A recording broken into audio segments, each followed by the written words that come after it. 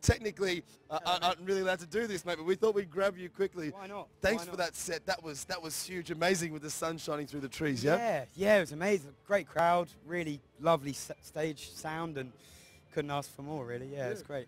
Now it's the last day of 2011, mate. Are you a bit emotional? I'm always emotional. I'm a singer-songwriter. It's my job. But yeah, it's and what a lovely place to spend it. You know, yeah, great stuff.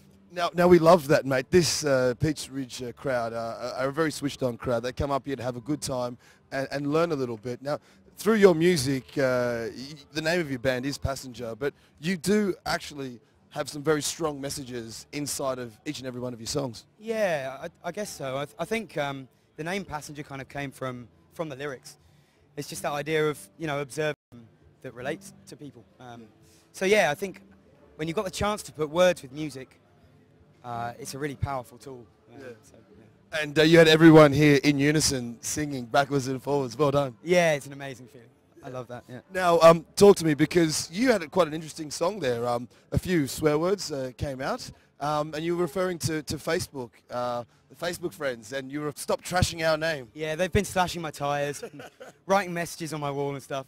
No, it's good to see. It's really good to see. It's honesty. It's honesty, and I think that's what people really like about it as well. And I'm not shy to say that I don't like the X Factor. I think it's a bad thing for music. I think it irons out eccentricity and gives a lot of people the idea that it's a 2-week thing, music, and you can become famous overnight. And hey, you know, whereas the reality is there and slowly and building up a fan base. And oh man, I don't like the way that X Factor goes about it. But and I guess you wouldn't have done it, but you've seen and witnessed and experienced playing your small gigs in your small stages and venues, and then progressively letting the word of mouth spread and then building up to bigger stages. So what's that like, that progression and that sort of feeling that you've started to get a bit of momentum going? What's that like?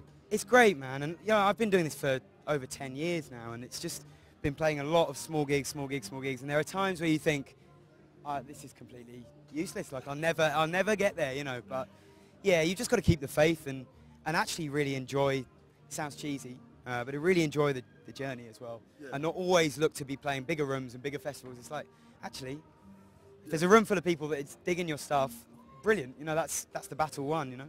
And do you get the microphone out, you know, the little impromptu, if someone's got a guitar at a house party, did you get the mic out?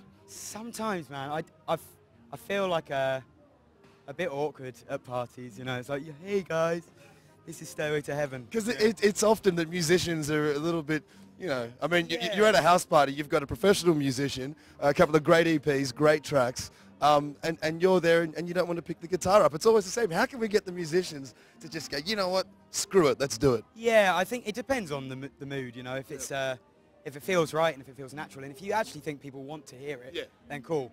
But you're always kind of aware of being that dude who just sort of struts around. It's like, hey, is that an acoustic guitar in the corner? Cool. Yeah. But no, I don't know. Much better you, mate, than me anyway. Let's put it that way.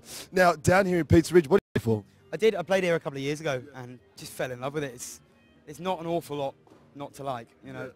Trees, sunshine, great music, great bands, great people.